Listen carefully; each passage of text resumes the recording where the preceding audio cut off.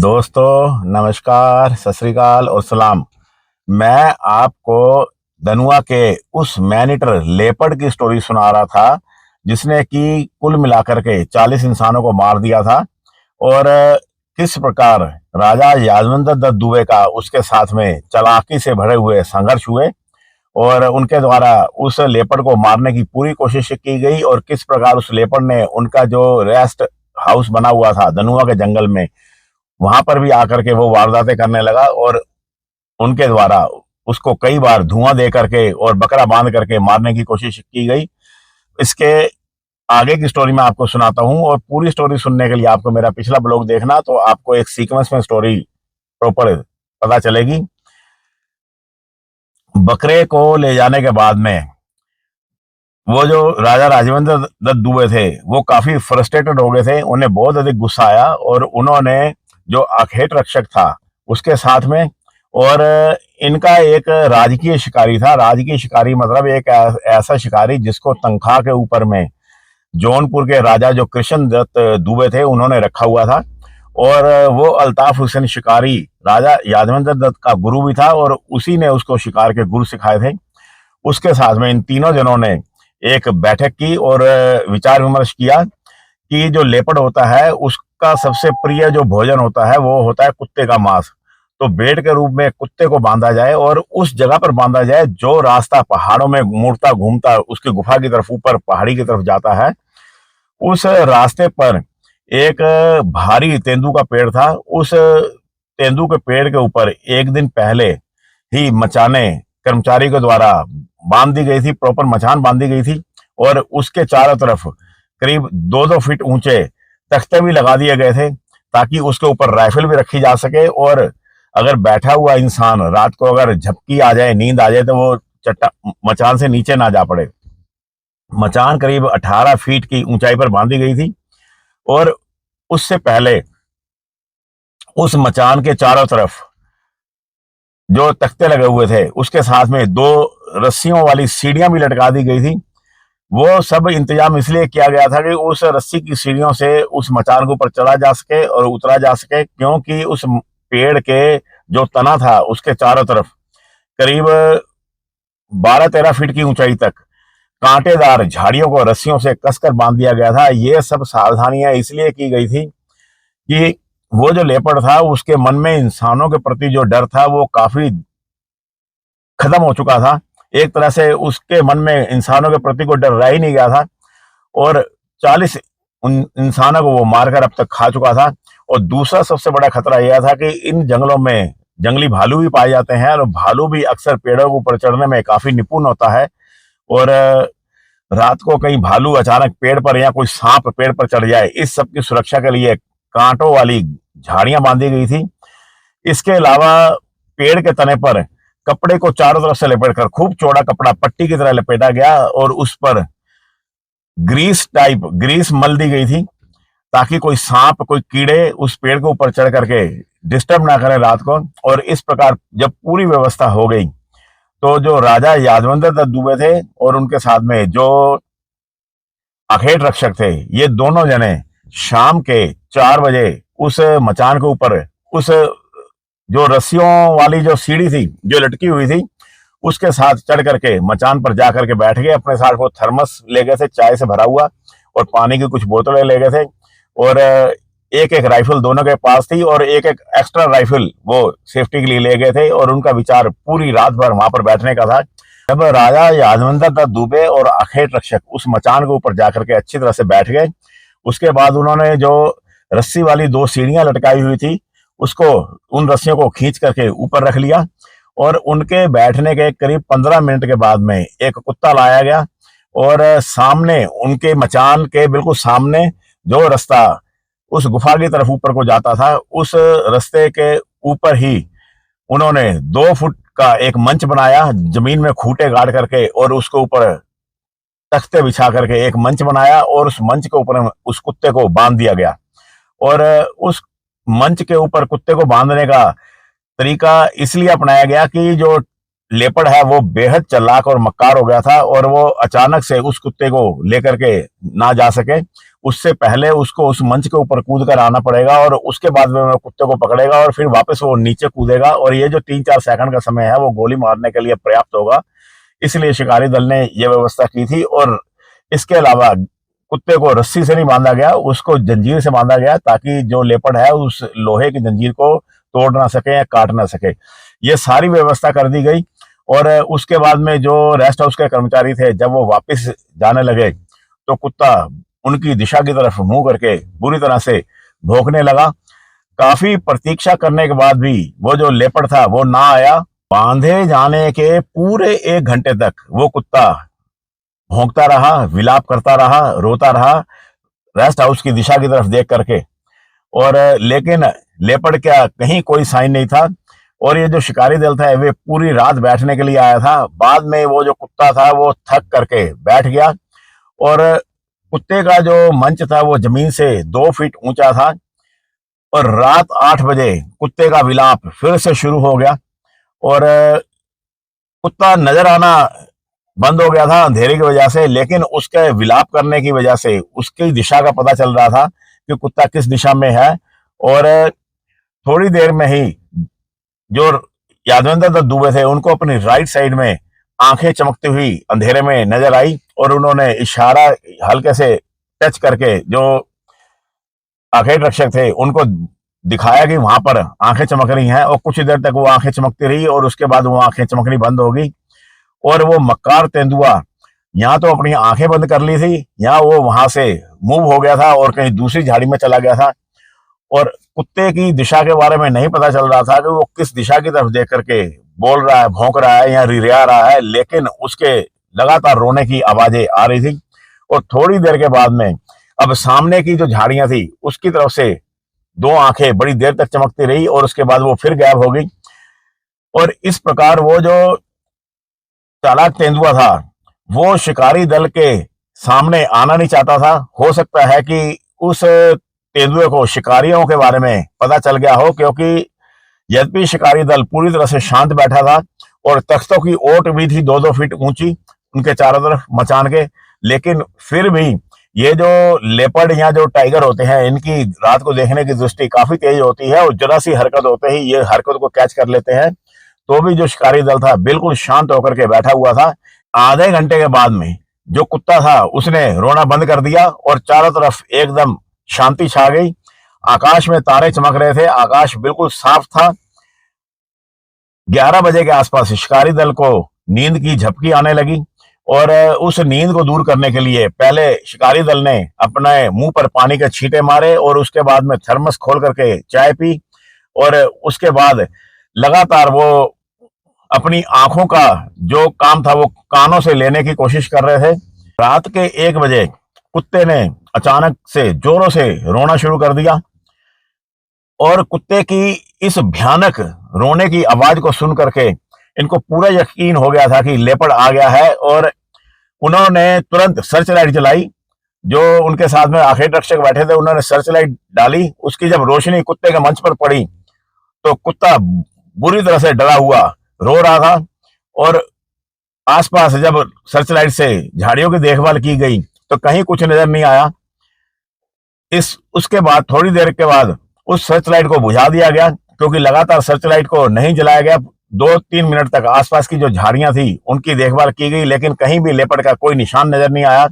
और यद्यपि कुत्ता लगातार रो रहा था, और जैसे ही सर्च लाइट बंद करी उसकी रोशनी बुझी और एकदम से अंधेरा हुआ। बड़ी जोरों से एक धरपकड़ की आवाज आई, और उस धरपकड़ की आवाज से साफ पता चल गया था कि जैसे ही इस शिकारी दल ने लाइट बंद करी, सर्च लाइट को बंद करा, वो जो लेपर्ड जमीन से चिपका हुआ होगा झाड़ियों के अंदर, पूरी जैसे छिपकली चिपक जाती है ऐसे चिपका पड़ा होगा। और उसके बाद में जैसे ही उन्होंने लाइट बंद करी उसने एक छलांग मारी और कुत्ते को पकड़ लिया, और मंच एकदम से टूट गया। मंच के चरमराने की टूटने की आवाज आई, और तुरंत शिकारी दल ने लाइट चालू करी, और लाइट चालू करके देखा तो जो लेपर्ड था उसकी एक परछाई झाड़ियों में ओझल होती हुई नजर आई। मंच टूट गया था और कुत्ता वहां पर मरा हुआ पड़ा था, और वो अपनी अंतिम वेदना में तड़फड़ा रहा था। कुत्ते को जो लेपर्ड था वो इसलिए नहीं ले जा पाया क्योंकि उसके गले में लोहे की जंजीर बंधी थी। अगर रस्सी बंधी होती तो अवश्य जो लेपर्ड था, जैसे बकरे को ले गया था ऐसे कुत्ते को भी ले गया था, लेकिन कुत्ते की बॉडी वहां पे पड़ी हुई थी और लेपर्ड की सिर्फ एक छाया पर दिखी थी। और उसके बाद में जो शिकारी दल था वो हाथ मलता ही रह गया। लेकिन राजा यादवेंद्र दत्त को इस बात का पूरी अंदेशा था कि जो कुत्ता होता है, कुत्ते का जो मांस होता है वो लेपर्ड का सबसे फेवरेट फूड होता है। जो लेपर्ड होता है उसको सबसे फेवरेट फूड में कुत्ता और बंदर या लंगूर ये आते हैं उसके फेवरेट फूड में। और कुत्ते की बॉडी वहां पर पड़ी हुई थी, तो उन्होंने आपस में विचार विमर्श किया कि यह लेपर्ड जरूर लौट करके आएगा, और शिकारी दल दोबारा से शांत होकर के बैठ गया। और करीब आधे घंटे के बाद में जहां रेस्ट हाउस था उसकी दिशा की तरफ से, जहां नाला था वहां पर सूखा, उस दिशा की तरफ से हल्की हल्की घुरघुराने की आवाज आने लगी। और ये जो घुरघुराने की आवाज थी ये धीरे धीरे तेज होती जा रही थी, इनकी दिशा की तरफ आती जा रही थी। और बड़ी हैरानी से ये उस आवाज को सुन रहे थे और उनको समझ में नहीं आ रहा था कि ये आवाज किस जानवर की है। यद्यपि ये मंजे हुए खिलाड़ी थे जंगल के और जंगल की ज्यादातर आवाजों को ये पहचानते थे, लेकिन फिर भी जो भालू होता है या जो लेपर्ड होता है ये कभी कभी बड़ी अजीब सी आवाजें निकालते हैं।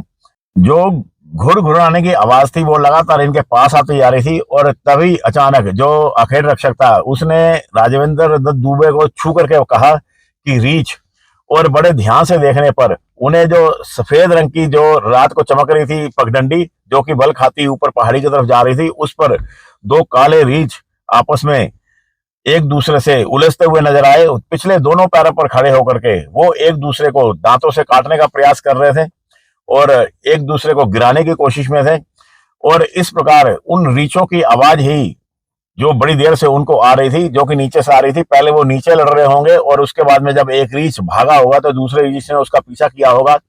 और पीछा करते रीछ से जान छुड़ाने के लिए जो भाग रहा था रीछ वो फिर खड़ा हो गया। रीछ मतलब स्लॉथ बियर की बात कर रहा हूं। और ये दोनों रीछ फिर आपस में गुत्थम गुत्था होकर के लड़ने लगे और उनकी दर्द भरी चित्कारें और आपस में लड़ने की जो आवाजें थी वो जंगल की शांति को भंग करने लगी। और शिकारी दल ने सोचा कि अब इस मुसीबत में तो लेपर्ड क्या आएगा, क्योंकि ये जो रीछ होता है जंगल का ये सबसे बददिमाग जानवर होता है। लेपर्ड तो क्या, ये जो रीछ होता है ये टाइगर से भी नहीं डरता और टाइगर से भी उलझ जाता है और कई बार तो ये टाइगर को उसके शिकार से भी भगा देता है। और यहाँ पर तो दो दो रीछ थे, एक भी नहीं था। और लेपर्ड के आने की अब कोई संभावना नजर नहीं आ रही थी और लेपर्ड की जगह ये सामने अब रीछ नजर आ रहे थे। और लड़ते लड़ते जब एक रीछ दूसरे रीछ पर भारी पड़ गया तो जो रीछ पहले डर के भागा था वो ऊपर की दिशा की तरफ वो भागा। जब भागते भागते वो उसी मंच के पास से जब निकला तो उसने वहां पे कुत्ते को मरे हुए देखा, तो वो एक पल के लिए वो ठिठका वहां पर उसकी बॉडी को देख करके। और जैसे ही उसकी बॉडी को देख करके वो रीछ रुका तो दूसरा जो रीछ था वो तो पीछा करता हुआ आ ही रहा था। और पीछा करता हुआ जब वो रीछ उस पहले रीछ के पास आया तो उस दूसरे रीछ ने भाई कुत्ते की उस बॉडी को पड़े हुए देखा। रीछ की जो स्मेलिंग पावर होती है वो बहुत ज्यादा स्ट्रांग होती है। रीछ कई 100 मीटर से खून की स्मेल को सूंघ लेता है। और पहले तो शायद रीछों का ध्यान इसलिए नहीं गया कि वो आपस में लड़ने में ही मशगूल थे और शायद उनके आपस में ही ब्लीडिंग निकली होगी जरूर पंजों से। लेकिन जब वहां पे सामने कुत्ता मरा पड़ा हुआ देखा तो जो विजेता रीछ था वो उस मरे हुए कुत्ते को सूंघने लगा। और जो हारा हुआ रीछ था वो थोड़ी दूर खड़ा था, वो भी भागा नहीं वहां से, क्योंकि रीछ जो है वो सर्वहारी है। वैसे तो ये जो रीछ है, जो स्लॉथ बियर है, ये शाकाहारी होता है, लेकिन फिर भी ये मांस को खा लेते हैं। और एक तरह से ये ओमनीवोरा जानवर है, ये हर तरह की चीज को खा लेते हैं, फल फ्रूट पत्ते बेरियां, और यहाँ तक कि ये मांस को शिकार को भी, मरे हुए शिकार को भी खा लेते हैं। और उस कुत्ते के पास आकर के जब वो रीछ सूंघने लगा तो जो यादवेंद्र दत्त दुबे थे उनको लगा कि अब लेपर्ड के आने की तो कोई संभावना नहीं है, क्योंकि लेपर्ड का जो शिकार है वो अब रीछ के कब्जे में है। दरअसल में महुआ पकने का वो मौसम था और महुए के किसी फल के पीछे इन रीछों में आपस में नीचे झगड़ा हो गया होगा। और ये जो रीछ होते हैं ये काफी बददिमाग होते हैं और छोटी सी बात पर इनमें आपस में ठन जाती है और एक दूसरे से वैर लिए बिना ये नहीं मानते। और रीछ एक ऐसा जानवर है जब जंगल में इंसान को पैदल मिल जाए तो उससे सबसे ज्यादा खतरा होता है और इंसान को अचानक देख करके उसके ऊपर हमलावर हो जाता है और बुरी तरह से उसको घायल कर देता है। और रीछ के हमले में अगर इंसान बच भी जाए तो उसकी शक्ल जो है वो बद शक्ल हो जाती है, वो देखने लायक नहीं रह जाती। बहरहाल मैं अपनी स्टोरी पे वापस आता हूँ। जब वो रीछ था, जब उस कुत्ते को वो सूंघ रहा था, उसके बाद में अचानक वो रीछ पिछले पैरों पर खड़ा हो गया और खड़ा होकर के वो अपनी नाक से स्मेल लेने की कोशिश करने लगा। तो यादविंदर दत्त धीरे से फुसफुसाए कि शायद उस रीछ को इंसान की स्मेल आ रही है, और उस स्मेल को लेने के लिए वो सावधान हो गया है और वो खड़ा होकर के उस स्मेल को लेने की कोशिश कर रहा है। तो जो आखेट रक्षक थे उन्होंने यादविंदर दत्त दुबे को बोला कि घबराने की कोई बात नहीं है, जो पेड़ का तना है उस पर रीछ नहीं चढ़ पाएगा। यद्यपि जो रीछ होता है वो पेड़ के ऊपर चढ़ने में काफी एक्सपर्ट होता है, लेकिन उस पेड़ के चारों तरफ कांटे वाली तन जो झाड़ियां थी उसको कस करके रस्सियों से बांध दिया गया था 10-12 फीट की ऊंचाई तक। इसलिए रीछ के अचानक चढ़ने की कोई संभावना नहीं थी, और रीछ इनके ऊपर हमलावर होता तो ये उसको गोली भी मार सकते थे। काफी देर तक रीछ पिछले पैरों पर खड़ा रहा और उसके बाद में वो कुत्ते के ऊपर झुक गया और कुत्ते को उलट पुलट करके वो देखने लगा और कुत्ते को खींचने लगा, क्योंकि कुत्ता जंजीर से बंधा हुआ था तो जो रीछ था उसको खींच नहीं पाया।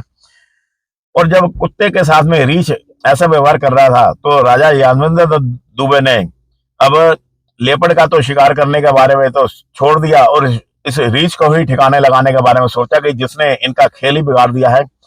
और यादविंदर दत्त दुबे ने रीछ का सिर का निशाना लिया और गोली चला दी, लेकिन क्योंकि रीछ हिल रहा था और कुत्ते को छुड़ाने की कोशिश कर रहा था उस जंजीर से, तो गोली जो थी वो उस रीछ के पेट में जाकर लगी। और जब रीछ के पेट में जाकर के गोली लगी और गोली से जो धमाका हुआ तो उससे 12-13 फीट की दूरी पर जो हारा हुआ रीछ खड़ा था वो सरपट पहाड़ी के ऊपर भाग गया। और जिस विजेता रीछ के गोली लगी थी वो रीछ को ऐसे लगा कि शायद वो कुत्ते को कुछ कर रहा था, कुत्ते से खेल रहा था या उससे छुड़ाने की कोशिश कर रहा था, तो शायद कुत्ते ने पलटवार किया है या कुत्ते ने ही उस रीछ के ऊपर हमला कर दिया है और उसके पेट को ऊपर काट लिया है, ऐसा उस रीछ को लगा। और उस घायल रीछ ने उस कुत्ते के ऊपर बड़े भयानक रूप से हमला कर दिया, झुक गया और अपने दोनों हाथों से पकड़ करके और दांतों से बुरी तरह काटने लगा। और उसके इस पागलपन को देख करके एक बार तो यादविंदर दत्त दुबे को भी बड़ी हैरानी हुई कि एक गोली खाकर भी ये ऐसा मूर्ख रीछ सोच रहा है कि कुत्ते ने ही उसके ऊपर हमला कर दिया है, जबकि उसको पता होगा कि ये कुत्ता मरा हुआ है। तो भी जो राजा यादविंदर दुबे थे, अब रीछ स्टिल था और कुत्ते की बॉडी को दबा करके बैठा हुआ काट रहा था। उन्होंने उसके सिर का निशाना लिया और गोली छोड़ दी और दूसरी गोली ने रीछ का वहीं काम तमाम कर दिया और रीछ की जो बॉडी थी वो कुत्ते के ऊपर ही गिर पड़ी। और इस प्रकार दो गोली की आवाजें जो थी वो रेस्ट हाउस में गई थी, और रेस्ट हाउस में जो कर्मचारी जाग कर बैठे हुए थे उनको मालूम था कि रात को लेपर्ड का शिकार किया जाएगा, तो 3-4 जने थे वो वहां पर जाग रहे थे।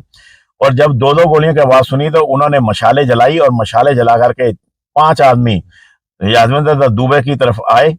और जब तक वो वहां पर पहुंचते तो यादविंदर दत्त दुबे भी तब तक सीढ़ी से नीचे उतर आए थे, क्योंकि अब उनका मचान के ऊपर बैठने का कोई फायदा नहीं था कि इतना शोर शराबा होने के बाद में, गोलियां चलने के बाद में लेपर्ड के आने की कोई संभावना नहीं थी। और इस प्रकार इस मैनेट लेपर्ड का यह अभियान भी असफल हो गया, लेकिन इसकी जगह वो रीछ मारा गया और रीछ की बॉडी को वापस रेस्ट हाउस में ले जाया गया। जो अगला दिन था वो सारा दिन यादविंदर दत्त दुबे ने और जो आखेट रक्षक थे उन्होंने सोते हुए बिताया। और उसके नेक्स्ट डे उन्होंने एक बकरे को मारकर उसकी टुकड़े, उसकी बोटियां थी जो उसके मीट के जो टुकड़े थे उसमें साइनाइड जहर को भरा गया और उस बकरे के जो टुकड़े थे उनको उस रस्तों में, जो लेपर्ड के आने जाने का जो रास्ता था गुफा की तरफ जो जाता था, 5-6 जगह पर उसके छोटे छोटे जो टुकड़े थे 5-5, 6-6 किलो के, उसमें साइनाइड भर करके उसको जगह जगह रख दिया। और जहां जहां उन्होंने वो टुकड़े रखे थे उसके आसपास उन्होंने राख और रेत का मिश्रण बिखेर दिया, ताकि अगर लेपर्ड आए तो उसके जो पगमार्क थे वो क्लियर वहां पर प्रिंट हो, क्योंकि उस जमाने में कोई कैमरा ट्रैप की कोई व्यवस्था नहीं होती थी। ये बात 1934, 35, 36 की बातें मैं आपको बता रहा हूँ, उसमें ऐसा कोई कैमरा था ही नहीं दुनिया में। तो इस प्रकार उन्होंने रेत को और चूल्हे की राख को वहां बिखेर दिया। और यादविंदर दत्त दुबे को बड़ा महान आश्चर्य हुआ कि 2 दिनों तक वो लेपर्ड रात को और दिन में वहां पर आया और उस मीट के जो टुकड़े रखे थे उसके आसपास उसके पैरों के निशान भी पड़े हुए थे, लेकिन उसने उस मीट को छुआ तक नहीं।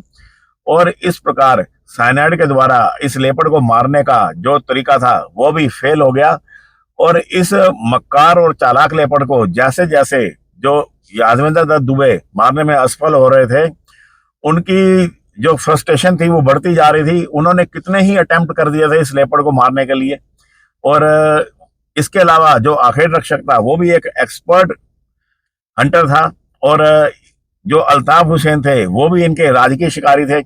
इन 3 जनों के द्वारा पूरी कोशिश करने के बाद भी वो लेपर्ड इनके काबू में नहीं आ रहा था।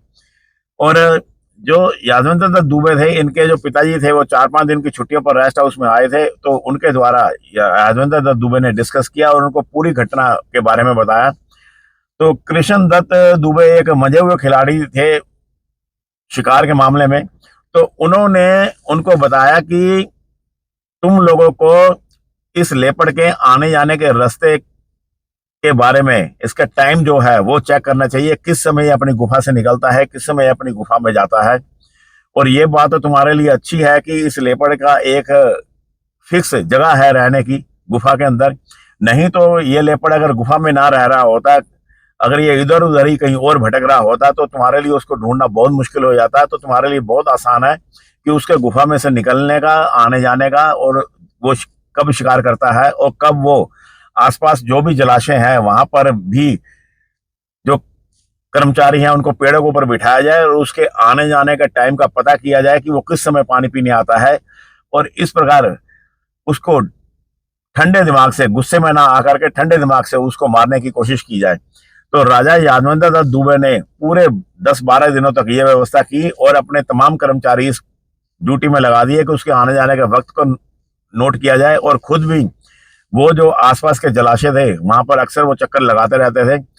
और उनको इस बात के बारे में पता चला कि वो जो उनका रेस्ट हाउस था वहां से करीब 2 किलोमीटर दूर उस नाले के साथ साथ जो आगे बढ़ने पर करीब 2 किलोमीटर की दूरी पर नाले के अंदर ही एक बहुत बड़ा जलाशय बना हुआ था, क्योंकि बरसात के मौसम में जब नाला पानी में भरकर बहता था तो बीच बीच में कई जगह खड्डे बने हुए थे। तो जो खड्डे ज्यादा गहरे थे उनमें पानी ज्यादा टाइम तक रहता था और जो खड्डे छोटे होते थे उनमें पानी सूख जाता था। तो ऐसा ही एक काफी बड़ा जलाशय था जो 30-35 फीट के घेरे में बना हुआ था। और उस जलाशय के आसपास घनी घास उगी हुई थी और वहां पर कुछ सलई के और तेंदुए के पेड़ भी थे, महुआ के पेड़ भी थे।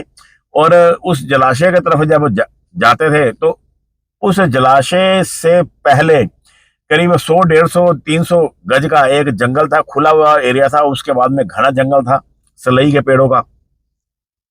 तो इस प्रकार जब उस जलाशय के बारे में पता चला तो अल्ताफ हुसैन के द्वारा डिस्कस करने पर ये इन्होंने डिसाइड किया कि उस जलाशय के ऊपर सलई का जो पेड़ था वहां पर एक मचान बांधा जाए, उस मचान पर बैठा जाए, 1 दिन, 2 दिन, 3 दिन, 4 दिन लगातार बैठा जाए और कभी ना कभी तो वो लेपर्ड मारा जाएगा। और इस प्रकार कर्मचारियों के द्वारा वहां पर एक मचान बांधा गया और परमानेंट स्ट्रक्चर बनाया गया एक मचान का, और उसके ऊपर में हरे रंग का पेंट भी किया इनके द्वारा ताकि उसका जो कैमोफ्लेज वो बढ़िया ढंग से हो जाए। उसको चारों तरफ से तख्तों से कवर किया गया और उसके ऊपर 2-3 रात तक जो यादवेंद्र दत्त दुबे थे वो बैठे भी, लेकिन लेपर्ड की उन्हें रुआ तक नजर नहीं आया वहां पर। और ऐसे ही एक दिन जो यादवेंद्र दत्त दुबे थे वो उस मचान पर जाने के लिए पैदल ही चले थे। और पहले जो यादवेंद्र दत्त दुबे थे वो नाले के बीच बीच में से होकर जाते थे, क्योंकि वो नाला 2 किलोमीटर चल करके उस जलाशय तक पहुंचता था। लेकिन उस जलाशय पर जंगल के भीतरी भागों में से भी होकर जाया जा सकता था और वहां जाने के लिए वो 3 किलोमीटर का रास्ता पड़ता था। इस बार यादवेंद्र दत्त दुबे ने नाले का रास्ता छोड़ करके जंगल के बीच में से होकर के जाने के बारे में सोचा।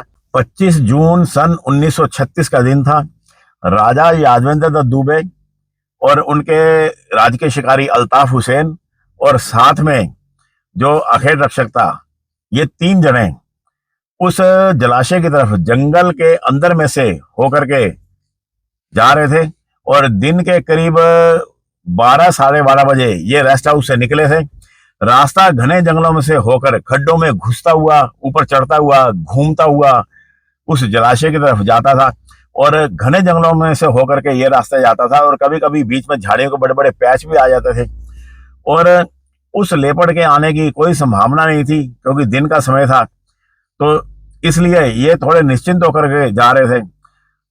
उस जलाशय से करीब 1 किलोमीटर या 800 मीटर पहले ही घना जंगल था, सलई के पेड़ों का, तेंदू के पेड़ों का, और तमाम तरह के और भी पेड़ थे। वहां पे महुआ के पेड़ भी थे। तो उन पेड़ों के जंगल में जब ये शिकारी दल पहुंचा, तो जो राजा यादवंतर दत्त दुबे थे, उन्होंने अपने राज्य के शिकारी अल्ताफ हुसैन को और जो आखेट रक्षक थे उनको बोला कि तुम उन मुझे अकेले छोड़ करके मचान की तरफ चले जाओ, और जाकर के मचान पर जाकर के आप बैठ जाओ, और मैं बाद में 1 घंटे बाद आऊंगा। इस बात का जो अल्ताफ हुसैन थे, उन्होंने बड़ा विरोध किया। वो बड़े आश्चर्य में पड़ गए। उन्होंने बोला कि राजकुमार, हम आपको अकेला नहीं छोड़ सकते, क्योंकि तुम्हारी सुरक्षा की जो ड्यूटी है वो हमारी कृष्ण दत्त जो दुबे राजा है उन्होंने लगाई है। मैं आपको अकेला नहीं छोड़ सकता। लेकिन जो यादवेंद्र दत्त दुबे थे वो इस बात पे अड़ गए, और इस मामले में उनके बीच में, अल्ताफ हुसैन के बीच में और यादवेंद्र दत्त दुबे के बीच में एक तीखी बहस भी होने लगी। क्योंकि ये जो अल्ताफ हुसैन थे, ये इनके शिकारी गुरु थे राजवेंद्र दत्त दुबे के। तो इसलिए ये उनसे उलझ भी जाते थे, बातें भी, बहस भी कर लेते थे। तो इनकी गर्मा गर्म बहस चल रही थी। लेकिन फाइनली जो यादवेंद्र दत्त दुबे को अल्ताफ हुसैन को अकेला छोड़ना ही पड़ा, क्योंकि यादवेंद्र दत्त दुबे ने अल्ताफ हुसैन को बोल दिया कि जब मैं राजा बनूंगा तब मैं तुम्हारे साथ अच्छा व्यवहार नहीं करूंगा, और इसलिए मैं तुम्हारा भी मालिक हूं। मेरे आदेश का पालन किया जाए और मुझे यहाँ पर छोड़ दिया जाए अकेला। मैं आधे पौने घंटे में वहां पे पहुंच जाऊंगा। और अपना ध्यान रखने की तस्दीक दे करके ये दोनों जने उस मचान की तरफ चल दिए। यादवेंद्र दत्त दुबे थे, वो उस समय 22-23 साल के नौजवान थे, और .405 बोर की राइफल, उनके शक्तिशाली राइफल थी ये वो उनके पास थी। इसके अलावा सुरक्षा के लिए उनके पास में एक पिस्टल भी था। जब इन लोगों में गर्मा गर्म बहस चल रही थी, तो उसकी जो आवाजें थी वो लेपर्ड के कानों में पड़ी। वो जो मक्कार चालाक लेपर्ड था, उसने गुफा में रहना ही छोड़ दिया था, क्योंकि उसको गुफा में रहने पर अब खतरा महसूस हो रहा था। तो वो चालाक लेपर्ड इस सलई के घने जंगलों के अंदर उसने अपना डेरा बना लिया था, और रात को पेड़ों पर चढ़ करके ही वो सोने लगा था। इस बात का राजा यादवेंद्र दत्त को या अल्ताफ हुसैन को पता ही नहीं चला, और वो रात दिन दूरबीन से उस गुफा को ही वाच करते रहते थे कि लेपर्ड कब निकलेगा, कब आएगा। लेकिन पिछले 2-3 दिन से लेपर्ड ने अपना जो ठिकाना था उस जंगल में ही बना लिया था, गुफा को छोड़ दिया था। और उस समय जब इनमें बहस चल रही थी, वो लेपर्ड उनसे करीब 50-60 गज की दूरी पर एक पेड़ों के घने पत्तों में वो लेटा हुआ था। और जब उसके कानों में आवाज पड़ी तो लेपर्ड की नींद खुली, तो उसने इन 3 जनों को देखा। और लेपर्ड को तो कोई मतलब नहीं था कि ये राजा है या प्रजा है, ये ऊंची पोस्ट का है या नीची पोस्ट का है। लेपर्ड के लिए तो जस्ट वो शिकार था। और लेपर्ड तुरंत पेड़ से नीचे उतरा और उतर करके उनकी टोल लेने लगा, और उनसे करीब 30-40 गज की दूरी पर, यानी 100-125 फीट की दूरी पर एक झाड़ी में वो सीधा लंबवत लेट गया। दोस्तों, ये जो लेपर्ड होता है, ये छिपने में सबसे ज्यादा एक्सपर्ट होता है। छोटी से छोटी झाड़ी में भी जो लेपर्ड है वो इतनी सफाई से छिप जाता है कि इस छिपने की कला में वो अपने साथी टाइगर से मीलों आगे होता है। यद्यपि जो टाइगर है वो भी बहुत बढ़िया तरीके से छिप करके हमला करता है, लेकिन छिपने के मामले में लेपर्ड का कोई मुकाबला नहीं है। तो लेपर्ड उनसे 120-125 फीट की दूरी पर झाड़ियों में पूरी छिपकली की भांति चिपक गया। और इधर जो शिकारी दल था, वो आपस में जब उनमें गर्मा गर्म बहस चली, तो लेपर्ड आगे आया नहीं, क्योंकि 3 जने थे और वो मौके की भाल में था। क्योंकि अक्सर जो मैनीटर लेपर्ड होता है या मैनीटर टाइगर होता है, वो पीछे वाले इंसान को पकड़ता है। लेकिन थोड़ा सा फर्क होता है मैनीटर लेपर्ड में और मैनीटर टाइगर में। जब कोई मैनीटर लेपर्ड एक्टिव हो जाता है या कोई लेपर्ड मैनीटर बन जाता है, तो उसके मन में इंसानों के प्रति जो भय होता है वो सदा थोड़ा बहुत जरूर रहता है। लेकिन जब टाइगर कोई मैनीटर बनता है, तो उसके मन में इंसानों का भय बिल्कुल निकल जाता है। और कई बार जो मैनीटर टाइगर होता है वो सामने से भी हमला कर देता है, लेकिन जो मैनीटर लेपर्ड होता है उसकी हमेशा कोशिश होती है कि वो पीछे से आकर के अचानक से पकड़ ले।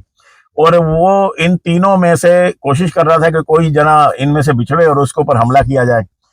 और उसकी किस्मत से उसका रास्ता आसान हो गया जब उसने देखा कि जो अल्ताफ हुसैन है और जो आखेट रक्षक है वो राजा यादवेंद्र दत्त को छोड़ करके आगे अकेले निकल गए और यादवेंद्र दत्त दुबे वहां पर अकेले रह गए।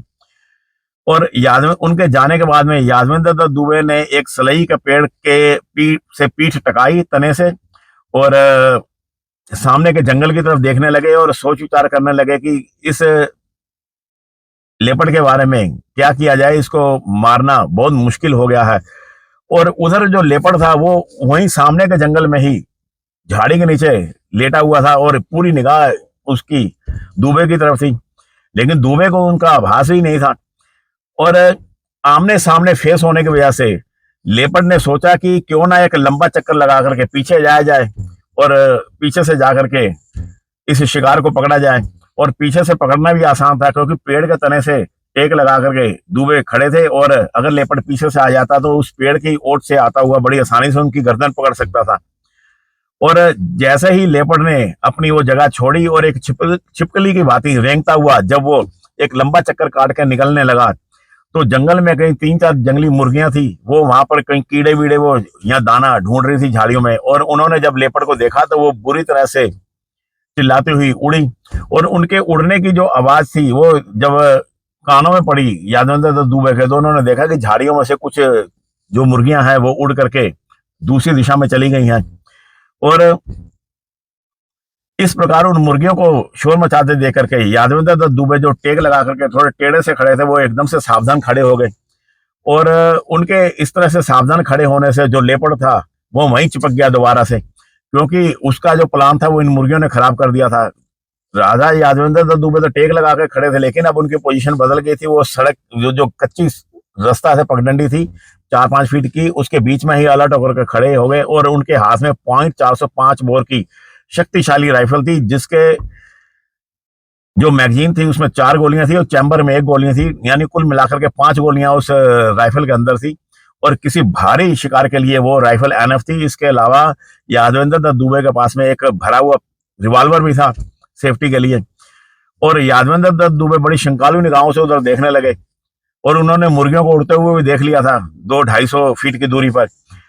लेकिन ये जो मुर्गियां होती हैं ये लेपर्ड को देख करके नहीं भागती, ये टाइगर को देख करके नहीं भागती, कई बार सांप को देख कर भी भाग जाती है, कई बार गीदड़ को देखकर भी भाग जाती हैं। और इनके और भी कई इनका शिकार करने वाले जानवर होते हैं छोटे छोटे, उनको देख करके भागती हैं। तो ये राजा यादवेंद्र दत्त दुबे को पता था, तो उन्होंने थोड़ी देर तक तो अलर्ट होकर के देखते रहे और उसके बाद उन्होंने सोचा कि हो सकता है कोई सांप हो जिसको देख करके मुर्गी भागी हो, या हो सकता है कोई जंगली बिल्ली हो जिसको देखकर मुर्गी भागी हो। तो उन्होंने वहां पर खड़े रहना उचित नहीं समझा और वो अब उस मचान की दिशा की तरफ अकेले ही बढ़ चले।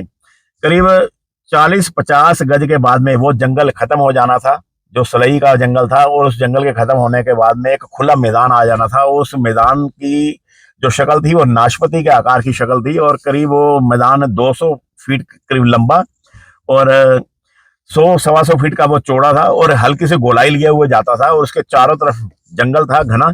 और उस मैदान में भी झाड़ियां उगी हुई थी, उस झाड़ियों के बीच में से वो कच्चा रास्ता पगडंडी जाती थी जो हिरणों के द्वारा बनाई हुई थी और सीधी जलाशय की तरफ जाती थी। और जलाशय के किनारे पर भी कुछ पेड़ थे, कुछ बिखरे हुए पेड़ थे और वो जलाशय के जो पेड़ थे वो दूर से यादवेंद्र दत्त दुबे को नजर आने लगे थे।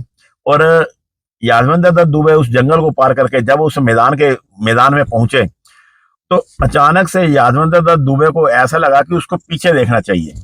उसकी छठी इंद्री ने उसको बोला कि पीछे कहीं खतरा है, उसको पीछे मुड़ करके देखना चाहिए। तो यादवेंद्र दत्त दुबे उस नाशपाती के आकार के उस खुले क्षेत्र में पहुंचे जिसमें झाड़ियां भी उगी हुई थी लेकिन कहीं कहीं पेड़ थे। तो वो सोच रहे थे कि ये कोई बहुत बढ़िया शौक नहीं है मेरा कि रातों को जाकर के ऐसे कोई मैनेटर का शिकार किया जाए, और आज की रात अगर इस मैनेटर को मैं मारने में असफल रहा तो इसके बाद में मैं मचान पर कभी नहीं बैठूंगा। और मेरे करीब 1 महीना इस लेपर्ड के पीछा करने में खराब हो चुका है। मकार लेपर्ड काबू में नहीं आ रहा है और इस लेपर्ड को बूढ़ा होकर के मरने के लिए छोड़ दिया जाएगा और ये अपने आप ही बूढ़ा होकर के मर जाएगा। और इसके मारने का अभियान उसने सोचा कि आज ये लास्ट रात होगी इस लेपर्ड को मारने की। ऐसे ही विचारों को सोचते हुए जो राजा यादवेंद्र दत्त दुबे थे वो उस खुले नाशपाती के आकार वाले मैदान के बीच में से जलाशय की तरफ जा रहे थे, और अचानक ही उनको ऐसा लगा कि उसकी छठी इंद्री ने उनको एहसास कराया कि पीछे कोई खतरा है और उनको पीछे मुड़ करके देखना चाहिए। बार बार पीछे मुड़कर देखने की जो भावना थी वो यादवेंद्र दत्त दुबे के मन में क्यों आ रही थी, इसके बारे में वो समझ नहीं पा रहे थे।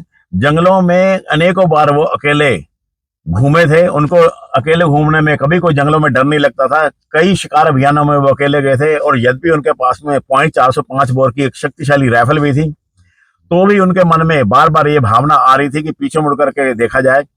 तो उन्होंने पीछे मुड़कर नहीं देखा और अपने मन को समझाया कि खामखा ही डर रहे हो, और सामने ही तो जलाशय है, और अभी तो लेपर्ड के आने का कोई वक्त भी नहीं है। अभी तो दिन के 2:30 ही बजे हैं, और लेपर्ड या दूसरे जो हिंसक जानवर हैं जैसे टाइगर है या और दूसरे हिंसक जानवर हैं वो पानी पीने के लिए शाम को 5 साढ़े 5 बजे ही आते हैं, यानी शाम को ही वो एक्टिव होते हैं।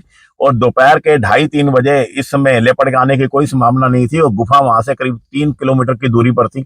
लेकिन ये तो यादवेंद्र दत्त दुबे को पता नहीं था कि वो जो लेपर्ड था उस गुफा को कब का छोड़ चुका था, और वो यहीं इसी सलई के जंगलों में उसने अपना ठिकाना बना लिया था। और इस प्रकार उस भावना को झटक करके यादवेंद्र दत्त दुबे तेजी से आगे बढ़ने लगे। अचानक उनको फिर दोबारा से ऐसा एहसास हुआ कि उसको पलट करके जरूर देखना चाहिए कि कोई खतरा पीछे है, और एक पैर पर तेजी से यादवेंद्र दत्त दुबे घूम गए। और जैसे ही उन्होंने घूमे तो उन्होंने देखा कि जमीन से चिपका हुआ जो उनका शत्रु था, वही चिरपरिचित शत्रु जिसको वो पिछले कई दिनों से ढूंढ रहे थे, वो उनसे केवल 12 फीट की दूरी पर जमीन से चिपका हुआ था, और दांत खोल करके वो उनके ऊपर छलांग लेने ही वाला था। और लेपर्ड की और यादवेंद्र दत्त दुबे की आपस में आंखें मिली, तो जो तेंदुआ था वो दांत खोल करके घुर्राया जोर से, और घुर्रा करके वो छलांग लेने के लिए उसने अपने शरीर को सिकोड़ लिया। और यादवेंद्र दत्त दुबे के हाथ में राइफल थी .405 बोर की। उन्होंने तुरंत उसका निशाना लिया, और जैसे ही निशाना लेकर के उन्होंने गोली छोड़ने वाले थे तो उस लेपर्ड ने अपनी छलांग ले ली, और छलांग जैसे ही लेपर्ड ने यादवेंद्र दत्त दुबे को ऊपर लगाने के लिए ली तो उसी समय दुबे ने भी गोली छोड़ दी, और जो गोली थी वो ठीक लेपर्ड की छाती के बीच में जाकर के लगी, और उस मैन ईटर लेपर्ड की यादवेंद्र दत्त दुबे को मारने की वो छलांग कभी पूरी नहीं हुई, और उनसे केवल 1.5-2 फीट की दूरी पर उनके कदमों में आकर के वो अपने पांव फैला करके नीचे गिर पड़ा और पाषाणवत पत्थर बन गया। और इस प्रकार वो मैन ईटर लेपर्ड अचानक से यादवेंद्र दत्त दुबे के द्वारा मारा गया। और अगर यादवेंद्र दत्त दुबे की छठी इंद्री जागृत ना होती तो अवश्य उस मैन ईटर लेपर्ड का ये 41वां शिकार होता, क्योंकि जब कोई मैन ईटर लेपर्ड अचानक से पीछे से पकड़ता है तो हाथ में पकड़ी हुई बंदूक किसी काम की नहीं होती, और वो जो बंदूक होती है वो पकड़े हुए जो जानवर आपको पकड़ लेता है उसके बीच में इस तरह से आड़ी आ जाती है कि अगर गोली चलाने पर भी गोली हवा में जाती है, और वो बंदूक किसी काम की नहीं रह जाती उस समय में। और वैसे भी जब कोई मैन ईटर लेपर्ड या मैन ईटर टाइगर जब इंसान पर हमला करता है तो उसके धक्के से इंसान गिर जाता है, और गिरा हुआ इंसान बहुत कमजोर हो जाता है। और इस प्रकार उस मैन ईटर लेपर्ड का 41वां शिकार बनने से दुबे बच गए। उस भयंकर विस्फोटक गोली ने तुरंत उस लेपर्ड को मार डाला, और इस प्रकार विधि के विधान से जब दोनों शत्रुओं का आमना सामना हुआ तो जो जीत थी, जो विजेता थे, वो यादवेंद्र दत्त दुबे ही बने। पिछले कई दिनों से वो उस लेपर्ड को मारने की कोशिश कर रहे थे, और लेपर्ड लगातार उनको हराता जा रहा था, लेकिन फाइनली जो जीत थी वो दुबे के हाथ में लगी। और इस प्रकार धनुआ का जो मैन ईटर लेपर्ड था वो यादवेंद्र दत्त दुबे के द्वारा आमने सामने केवल 12 फीट की दूरी पर पैदल चलते हुए धनुआ के जंगल में मारा गया।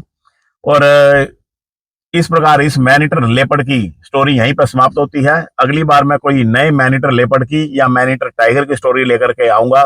तब तक अपना ध्यान रखना मेरे दोस्तों। नमस्कार, सत श्री अकाल और सलाम दोस्तों।